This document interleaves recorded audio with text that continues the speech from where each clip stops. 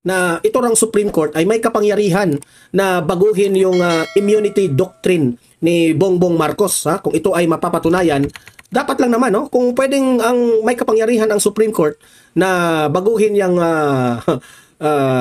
anong tawag dyan? Yung immunity doctrine ni Bongbong Marcos, ay pwedeng makulong itong si Bongbong Marcos, di ba? O pwedeng kasuhan pala. Pwedeng kasuhan. Oh.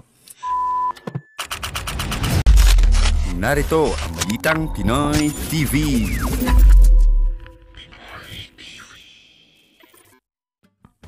Okay, magandang araw sa ating lahat. Heto, pag-usapan natin itong may sinabi na po itong si Nicholas Kaufman, itong attorney po ni former President Duterte. Okay, matindi ang kanyang sinabi. Mamaya babasahin natin yan at magre-react tayo, okay? Pangalawa natin pag-usapan, ito ang mga testigo laban kay former President Duterte. Mahigpit ang ICC dito, okay? Talagang tama lang ito na dapat higpitan ng ICC ang mga pag-screening ng mga testigo. Kasi alam naman natin, mga iba dyan, gawa-gawa lang, di ba? At least matutuklasan ng mga taga-ICC na malinis ang ating former President Duterte. Okay? Mamaya magko-comment tayo dyan. Ayan, itong sinabi po ni Attorney Harry Roque na itong interim release ni former President Duterte sa ICC, malabo raw ayon kay Attorney Harry Roque. Mamaya paliwanag yan ni Attorney Harry Roque at magre-react tayo dyan, no? So at least naman, sabi ni Attorney Harry Roque na at least we try, no? Kasi yung gusto natin ay pasamantalang makalabas po si former President Duterte kasi hinihintay na siya ng kanyang mga supporters, no, sa labas sa bansa ng Pilipinas. Okay? So mamaya pag-usapan din natin yan at ikikwento natin yan. Ito, dapat kasama raw itong si Bongbong Marcos dito sa petisyon, no, na inihain nila dito sa Supreme Court. Itong mga nangunguna dito, itong si Colmenares na ito rang Supreme Court ay may kapangyarihan na baguhin yung immunity doctrine ni Bongbong Marcos. Kung ito ay mapapatunayan na si Bongbong Marcos ay may kinaugnayan nga dito sa pag-transfer ng halos 80 billion na pondo ng PhilHealth. Okay? 80 billion yun, di ba? Kung 80 billion ba yun? 80 million. Kasi I think 80 billion yun, no? Mamaya malalaman natin yan. Ipapakita ko naman yung balita na yan.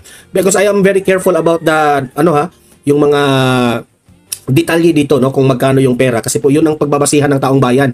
Kung nasaan ang pera at tama ba yung pag-transfer. Ito yun, ha? Oh, so, dapat lang naman, no? Kung pwedeng may kapangyarihan ang Supreme Court na baguhin yung anong tawag dyan? Yung immunity doctrine ni Bongbong Marcos, ay pwedeng makulong itong si Bongbong Marcos, di ba? O pwedeng kasuhan pala. Pwedeng kasuhan. Oh. Mamaya pag-usapan natin ang detalye dyan, ha? At magre-react po tayo, okay? Pero bago natin ito pag-uusapan, help me po muna na i-like at saka i-share ang ating video para guys kakalat ito sa mga kababayan natin, okay? Para itong mga natutulog na mga bangag, magising-gising rin, ha? Okay, sabay-sabay tayong mag-like and share sa Donmar TV. 1, 2, 3, go! Ayan, thank you very much. And sa mga bago pa lang dito sa aking channel, mag-subscribe na po kayo. Importante po na mag-subscribe tayo para lagi tayong updated sa ating mga balita. And yung mga cellphone ninyo, ma-notify kung meron tayong breaking news, meron tayong bagong uploads, o kung nagla-live ang ating channel. So, mahalaga po na mag-subscribe tayo sa Donmar TV. 1, 2, 3, go! Ayan, nakasubscribe na ba tayong lahat? Okay, simulan natin dito sa statement ni itong legal counsel at attorney Nicholas Kaufman ni former President Duterte. Ako po I really appreciate this attorney na ito, no? Na ang sabi po ni Nicholas Kaufman, I'm here to stay and I will fight for Mr. Duterte until the end. Ayan. So sa totoo lang, no?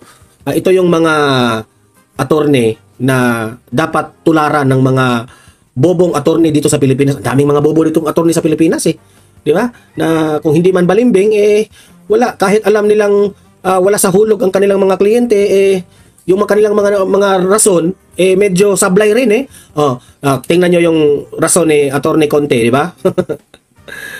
Hiningan siya ni VP Sara ng nasaan na yung mga pangalan sa sinasabi nyo na 30,000 yung mga nabiktima sa war on drugs.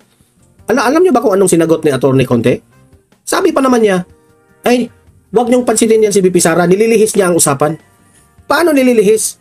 Kayong nagsimula dyan sa istorya, nagpakalat kayo ng 30,000 na mga nabiktima dyan sa EJK na yan. Ngayon, nasingilin kayo sa mga pangalan nito, hindi na kayo makapagbigay. Tapos namimintang pa kayo na si VP Sara pa yung anong tawag nila doon? Diversionary tactics. Di ba? So, it only shows na bobo ka na lawyer. So, itong si attorney, ako bilib ako dito kay attorney Nicholas Kaufman.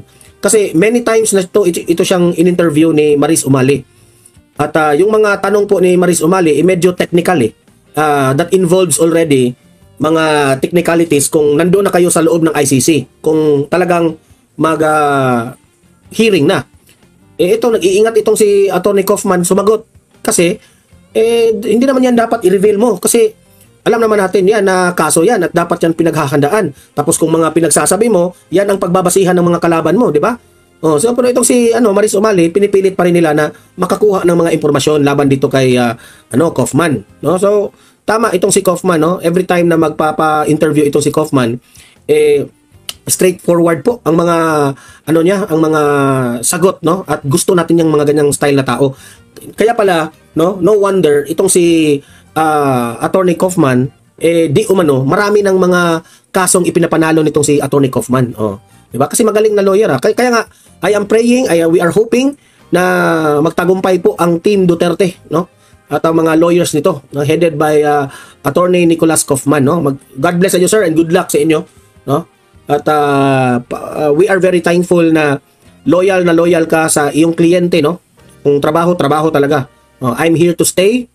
Imagine that one, no? And I will fight for Mr. Duterte until the end. Ayan, walang iwanan. Okay, so palakpakan tayo dyan, palakpakan. Ayan. Okay, so move tayo sa next topic natin, no? Pag-usapan natin itong mga testigo, no? Laban kay Duterte dito sa mga sinasabi nilang EJK. Mahigpit raw ang ICC patungkol dito. Ako sa tingin ko tama itong dapat nga higpitan Kasi tayo sa mga DDS supporters, naniniwala po tayo na itong mga testigo nila duda natin di umano gawa-gawa lang ito, no? Para magmukhang may matinding kasalanan itong si former President Duterte. Okay? So, yan, pakinggan natin ito. Play! Pinaplansya na ng International Criminal Court ang pagpili sa mga posibleng testigo sa paglilitis kay dating Pangulong Rodrigo Duterte. Live mula sa The Hague, Netherlands, nasa frontline balitang yan, si Mon Gualvez. Mon, gaano kahigpit ang ICC sa pagpili ng mga testigo? Yes, Jiggy, ako mahigpit, no? Pero bago yan, pinapakita ko na sa inyo, nasa likod natin, nandito si Vice President Sara Duterte. Bumisita siya sa ICC Detention Center at sa kasalukuyan, siya nagpapapicture dito sa mga taga-suporta ng kanilang pamilya na naghihintay dito sa labas. Pero yun nga, mabalik tayo dito sa tinatakbuhan ng kaso o paglilitis bilang pagsunod sa utos ng International Criminal Court Chamber. Nagsumite na ang registry ng kanilang observations pagdating sa partisipasyon ng mga biktima sa kasong crimes against humanity laban kay dating Pangulong Rodrigo Duterte kaugnay ng war on drugs. Kasama rito yung kanilang rekomendasyon kung paano dapat pipiliin yung mga sasali sa paglilitis na resulta rin daw ng naging mga konsultasyon sa mga biktima mula taong 2021 hanggang 2023. Marami na raw sa hanin ng drug war victims at mga naulila ang gustong makiisa sa paglilitis kay dating Pangulong Rodrigo Duterte sa International Criminal Court. Bagamat hindi kinukumpirma ng kanilang abogado, ilang grupo na nagsabing nandito na sila sa The Hague, Netherlands. Kung kakailanganin po, pwede po sila at gusto po nilang mag-testify. Ngunit alam naman po natin yung Kasi security. sa totoo lang, iniingat-ingatan natin yung mga testigo ninyo baka pinulot lang ninyo yan sa kanto-kanto. Kasi po, I hope ang ICC ay susuriin nila ng mabuti itong mga testigo na ito. Kasi kung ginagawa nila doon yung mga nagrarally kasama si Conte na may bit-bit yung mga picture ng mga biktima, kung tutuusin, mga nagurgur yun sa ibang krimen. Meron nga doon, may bit-bit na picture, buhay pa yung binit-bit niyang picture.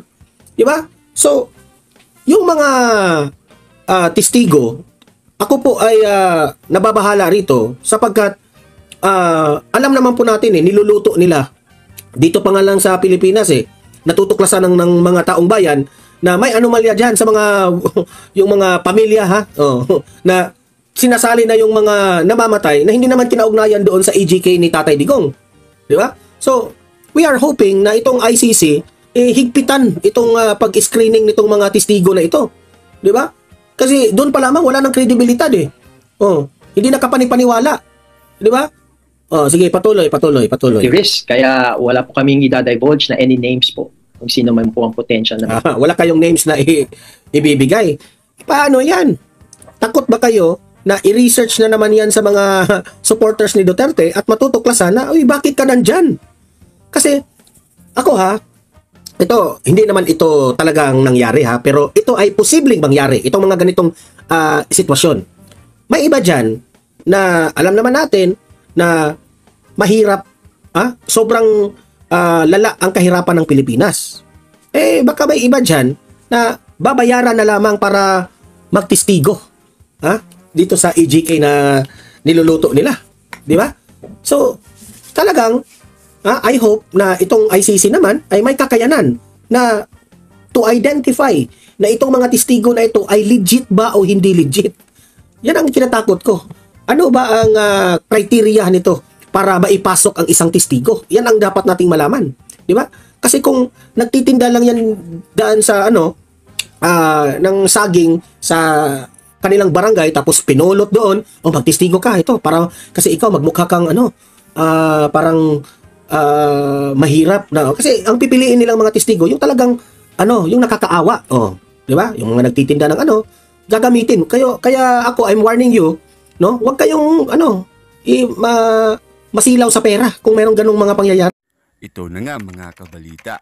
Ano na ang masasabi nyo patungkol sa balitang ito? Please comment down below mga kabalita. Pag-usapan natin yan sa comment section. At kung di ka pa nakasubscribe sa ating channel, baka naman